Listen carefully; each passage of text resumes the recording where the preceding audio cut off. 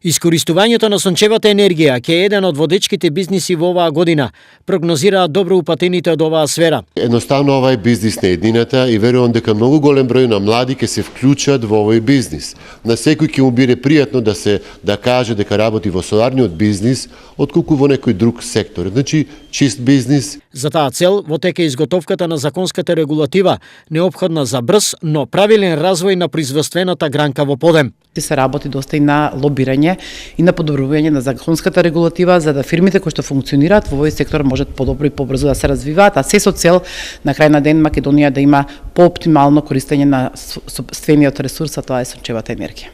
Досегашното искуство од употребата на така наречените термални колектори, чија заштеда се движи до 25% во сметката за потрошена електрична енергија, новиот тип, така наречените фотоволтаични соларни панели, го зголемуваат процентот на заштеда на потрошувачка на струја, особено во бизнис секторот. Една фотоволтаична централа, која што спаѓа во премиум групата, може да си ги врати инвестициите во зависност од условите, соларно зрачење, локација и така натаму, помеѓу 7 и 9 години. Токму затоа, интензивирани се обуките на младите заинтересирани и професионалниот ангажман да го практицираат во оваа стопанска гранка.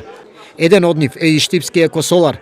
Со финансиска подршка на USAID ја финализира обуката на 20 млади идни произведувачи и монтери на фотоволтаични соларни панели.